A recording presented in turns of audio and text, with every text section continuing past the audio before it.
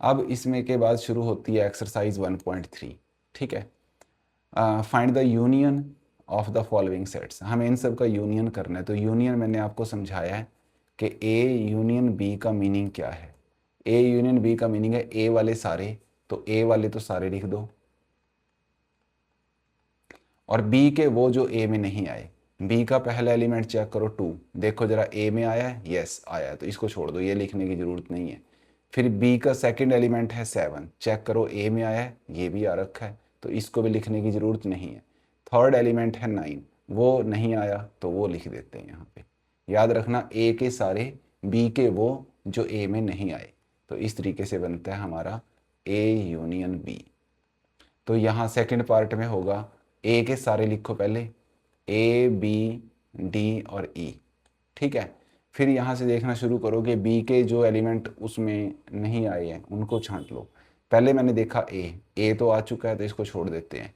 ई वो भी आ चुका है यहाँ बैठे, इसको भी छोड़ देते हैं। आई ओ यू ये तीनों इसमें नहीं आए, तीनों नहीं आए तो यहाँ लिख देते हैं आई ओ यू। इस तरीके से बना ए यूनियन बी। फिर हमें देखना थर्ड क्वेश्चन। थर्ड में कहता है कि ए जो सेट है उसमें है नेचुरल नंबर ग्रेटर देन 5, 5 से बड़े नेचुरल नंबर। तो थोड़ा सा इसको मैं पहले लिख लेता हूँ कि ए में कौन कौन है। 5 से बड़े नेचुरल नंबर हैं, तो 5 से बड़े तो 6 से शुरू होंगे ना, तो 6 7 8 9 और ऐसे करते करते इनफाइनाइट तक ये हमारे सारे नेचुरल नंबर ए में हैं। बी में कौन है?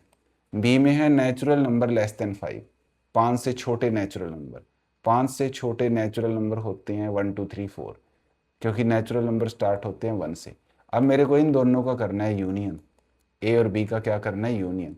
तो मैंने पहले क्या किया, पहले मैंने बी ए के सारे लिख दिए। चलो थोड़ी जगह छोड़ के लिख रहा हूँ ताकि जो बी वाले होंगे यहाँ शुरू में लिख दूंगा। तो ए के मैंने सारे लिखे 6 7 8 9 and so on up to 100। अब मैंने बी को चेक किया, बी में है 1, क्या इनमें कहीं 1 है? नहीं।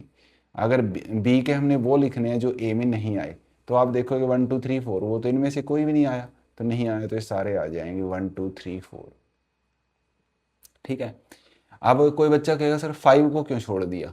तो ध्यान से आप ऑब्जर्व करोगे ना, यहाँ पे जो सिंबल लगा है वो ऐसे लगा है 5, मतलब 5 नहीं लेना है, 5 से ग्रेटर लेने हैं। और दूसरी बार जो सिंबल लगा है वो लगा है ऐसे लेस देन 5, मतलब 5 नहीं लेना, 5 से छोटे वाले लेने हैं। अगर ऐसे सिंबल होता साथ में इक्वल, तब हम 5 को भी इंक्लूड करते। यहाँ होता है ऐसे तो 5 को इंक्लूड करते, पर क्योंकि ये इक्वल का साइन नहीं है तो इसलिए फिर 5 को हमने इंक्लूड नहीं किया। ये बनेगा ए यूनियन बी। ठीक है, तो ये तीन तीन पार्ट हो गए। अब चलते हैं फोर्थ पार्ट पे। फोर्थ में कहते हैं ए है 5 और बी है ये, तो A union B is equal to क्या होगा? तो हम बी के सारे लिख लेते हैं 2√2 -1 0। आप जरा देखो ए में कोई है, 5 का मतलब एम्प्टी सेट, उसमें कोई है ही नहीं, तो बस फिर उसमें से कोई आएगा नहीं, तो यही बन जाएगा ए यूनियन बी। क्योंकि हमारा रूल है कि पहले एक सेट के सारे लिख लो, मैंने इस वाले के सारे लिख दिए, फिर ए के वो लिखो जो उसमें नहीं आए, तो ए में तो कोई है ही नहीं, तो ऐसा कोई एलिमेंट है ही नहीं जो इसमें ना आया हो या आया हो। ठीक है, तो कुछ नहीं है तो इसमें से कुछ इंक्लूड नहीं होगा, तो ये बन गया। अब इस चीज़ को ना एक चीज़ और समझ लें कि अगर हम कोई सेट है मान लो ए, उसका यूनियन करते हैं 5 के साथ, तो ये इज इक्वल टू होता है ए। अगर ए का इंटरसेक्शन करते हैं 5 के साथ तो ये होता है 5। ठीक है, ये आप दोनों चीज़ें याद भी रखें, ट्रिवियल है, बहुत नॉर्मल सी। तो उसके बाद हम चलते हैं सेकंड क्वेश्चन पे, इंटरसेक्शन फाइंड करना है। इंटरसेक्शन का मतलब होता है प्यारे बच्चों कॉमन टू बोथ। तो देखो यहाँ 1 2 है, यहाँ भी 1 2 है, तो ये दोनों में है, तो यही आ गया इनका इंटरसेक्शन। अगेन इसमें इंटरसेक्शन क्या आएगा? तो आप ऑब्जर्व करो कि यहाँ है 2 4 6 8 और यहाँ है 1 3 5 7 9, कुछ भी कॉमन नहीं है, कुछ भी कॉमन नहीं है, तो 5। 5 का मतलब एम्प्टी सेट। आप 5 को ऐसे भी लिख सकते हो और एम्प्टी सेट को ऐसे भी लिख सकते हो, दोनों लिखने की जरूरत नहीं है, दोनों में से एक ही लिखना है। बस ऐसे मत लिख देना कि ऐसे करके और ऐसे लिख दो, तब गड़बड़ हो जाएगी। ठीक है, ये एम्प्टी सेट नहीं होता, आप इन दोनों में से कोई एक लिख सकते हो। मान लो कि हमने 5 लिख दिया, उसके बाद जो है ना इन दोनों का इंटरसेक्शन देखना है। तो आप देखोगे कि इनमें ए और टी दोनों में आए हैं, तो बस इनका जो कॉमन बन गया वो बन गया a, टी। ठीक है, उसके बाद जो फोर्थ पार्ट है उसमें है कि x is an integer. Integer का मतलब क्या होता है, 0 +-1 +-2 एंड +-3 एंड सो ऑन, ये सब होते हैं हमारे इंटीजर। और इंटरसेक्शन लेना है इसका नेगेटिव इंटीजर से। नेगेटिव इंटीजर कौन है, नेगेटिव इंटीजर है -1 -2 -3 एंड सो ऑन। तो दोनों का इंटरसेक्शन आएगा क्या, अब आप देखें, पहला सेट है उसमें 0 है और सारे पॉजिटिव हैं और सारे नेगेटिव हैं, और दूसरे में सिर्फ नेगेटिव है, तो दोनों का कॉमन क्या हुआ, नेगेटिव इंटीजर। तो बस आंसर आ गया -1 -2 -3 एंड सो ऑन। ठीक है। अगर आप वर्डिंग में आंसर देना चाहो तो आप लिख सकते हो x such that x is a negative integer, ऐसे भी लिख सकते हैं। ठीक है, तो ये हो गया। चलिए नेक्स्ट पे चलते हैं। Which of the following sets are disjoint, इनमें से हमने बताना है कौन से सेट डिसजॉइंट है। तो प्यारे बच्चों, डिसजॉइंट सेट वो होते हैं जिनका इंटरसेक्शन फाई हो, मतलब उनका कुछ भी कॉमन नहीं है। ठीक है, उनमें कुछ भी कॉमन नहीं है, तो उनको बोलते हैं डिसजॉइंट। तो अब हम वही देखेंगे बस इनमें क्या इंटरसेक्शन है, जिसका इंटरसेक्शन आ गया एम्प्टी उसी को बोलेंगे कि ये है डिसजॉइंट। पहला देखते हैं मल्टीपल ऑफ 2। मल्टीपल ऑफ 2 का मतलब है वो नंबर जो 2 से डिवाइड होते हैं, मतलब जैसे 2 0 फिर +-2 है ना, प्लस का 2 और माइनस का 2 दोनों 2 से डिवाइड होंगे, फिर +-4 +-6, ये सारे 2 के मल्टीपल हैं। ठीक है, उसको बताना चाहिए था कि उसने पॉजिटिव नेगेटिव क्या लेना है, पर चलो जो भी हैं हमने लिख दिए सारे। और दूसरा जो सेट है ये, इसमें है 3 के मल्टीपल, तो 3 के मल्टीपल में 0 आता है, फिर +-3 +-6 और ऐसे करके आएंगे। आपने को देखना है कि इनका इंटरसेक्शन क्या है। तो अब ये तो साफ दिखाई दे रहा है, देखो 0 दोनों में है, ठीक है, और 6 +-6 दोनों में है, तो इनका इंटरसेक्शन जो है ना पक्का कुछ ना कुछ है, कुछ ना कुछ मतलब 0 +-6 +-12 ये नंबर कॉमन आ जाएंगे। तो these sets are not disjoint, यहाँ लिख देना नॉट डिसजॉइंट। इसका नाम ए रखना, इसका नाम बी, तो ऐसे लिखना कि A intersection B is not equal to 5। ठीक है, hence A and B are not disjoint, these are not disjoint. ठीक है, तो इस तरीके से हो गया। फिर उसके बाद है पार्ट 2। पार्ट 2 में हमारा क्या बनेगा कि हमने देखना है कि e π√2 0 और ये इनका इंटरसेक्शन चेक करते हैं कि इनका इंटरसेक्शन क्या है। तो इनके इंटरसेक्शन में देखो जरा चेक करके, यहाँ e है, इधर कहीं e है। अब कोई बच्चा कहेगा हाँ सर यहाँ है, तो ये e नहीं है बेटे, ये e का स्क्वायर है। ठीक है, तो ये सेम नहीं माने जाएंगे। फिर उसके बाद यहाँ पाई है, तो यहाँ पाई नहीं है, यहाँ π/2 है, वो भी डिफरेंट नंबर है। यहाँ √2 है, तो इधर तो √2 नहीं है। यहाँ 0 है, यहाँ नहीं है, तो इनमें कुछ भी कॉमन नहीं है। कुछ भी कॉमन नहीं है, तो यहाँ हो गया 5, इनका इंटरसेक्शन हो गया 5। तो दीज आर डिसजॉइंट सेट्स।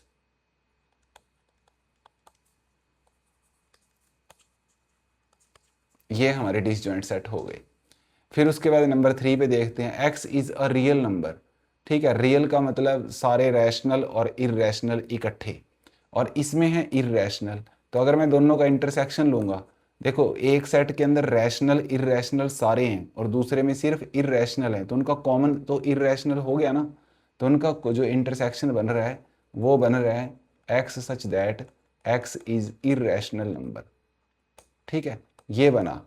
तो which is not equal to 5, ये 5 तो नहीं है बिकॉज इरेशनल नंबर तो इनफाइनाइट होते हैं। तो these sets are not, these sets are not disjoint, disjoint.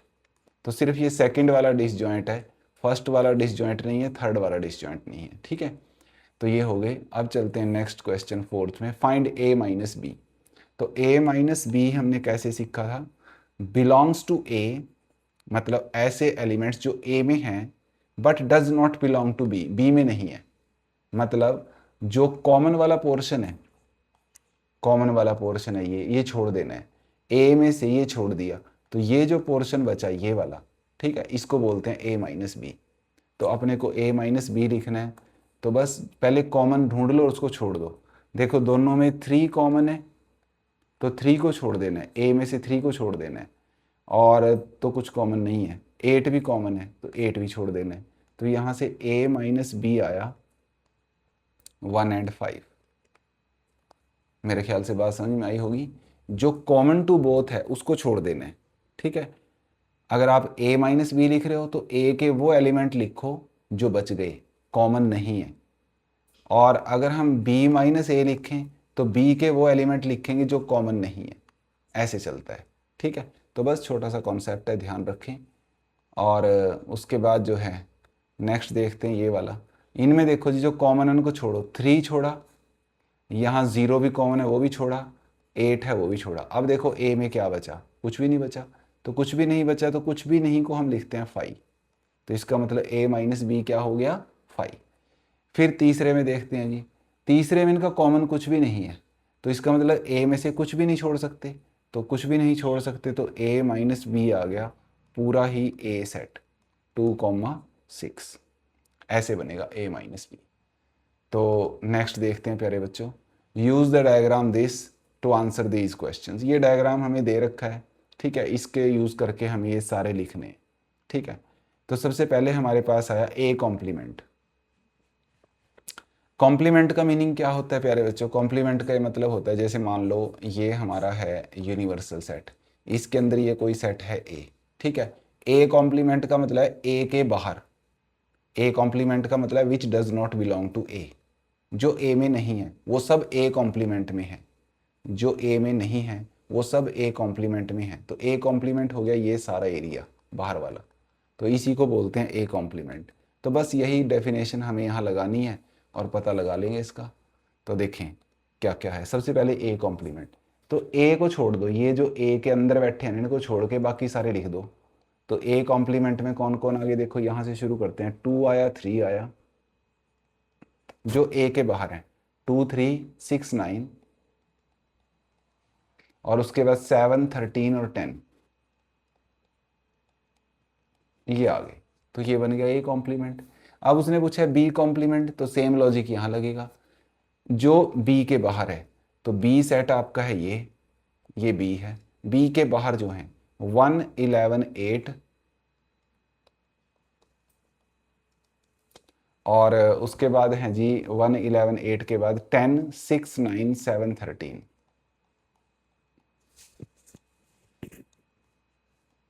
6 9 7 13 जो बी के बाहर है 1 11 8 10 6 9 7 13, ये बन गया हमारा टोटल बी कॉम्प्लीमेंट। अब वो कहता है ए इंटरसेक्शन बी कॉम्प्लीमेंट, ठीक है। तो इसका हम जो है ना ऐसे करते हैं कि इसको सॉल्व कर देता हूँ, थर्ड पार्ट को यहाँ कर देते हैं। पहले आप ए इंटरसेक्शन बी लिखोगे, ठीक है, ए इंटरसेक्शन बी, उसका देखना है फिर कॉम्प्लीमेंट। ए इंटरसेक्शन बी है कहाँ, पहले आप इस डायग्राम में पता लगाओ कि ए इंटरसेक्शन बी है कहाँ। तो प्यारे बच्चों ए इंटरसेक्शन बी जो है ना वो ये वाला एरिया है, ए और बी का कॉमन। तो जब जिसका भी हमें कॉम्प्लीमेंट देखना है उसको छोड़ के बाकी सारा, तो इन दो को छोड़ के बाकी सारे एलिमेंट ले लो। तो इन दो को छोड़ के बाकी एलिमेंट कौन कौन बचे, 1 11 8, इधर से बचा 2 3,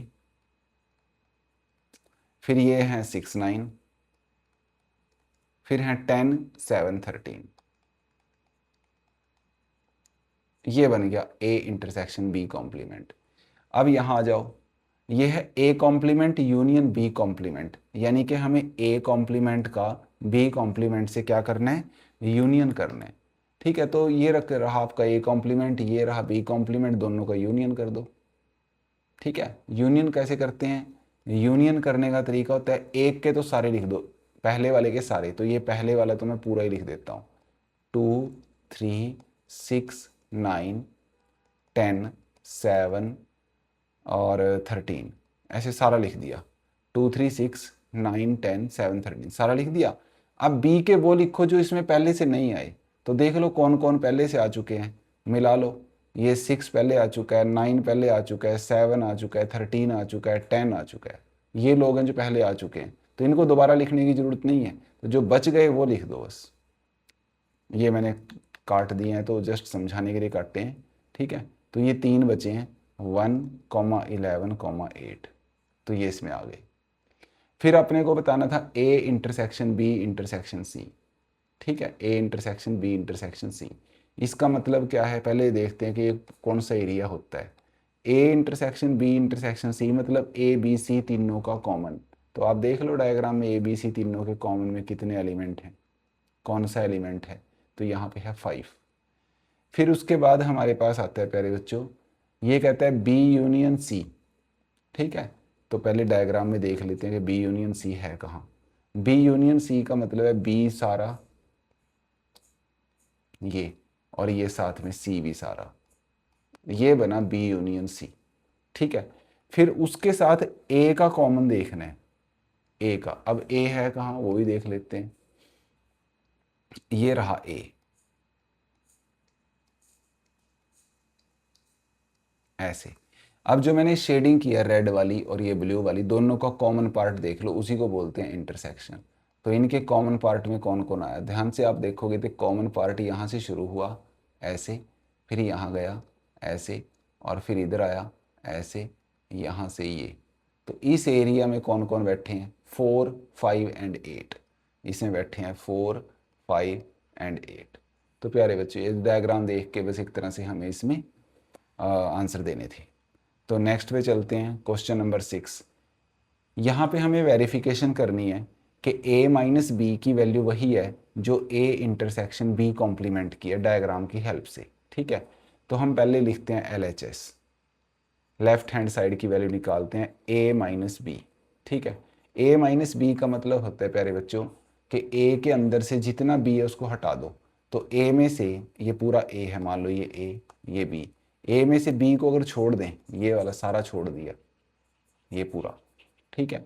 तो बचा कौन, यही तो बचा ये वाला हिस्सा, तो इसी को बोलते हैं a माइनस बी। तो a माइनस बी का मतलब है a में से b को माइनस कर दो, a में से b हटा दो।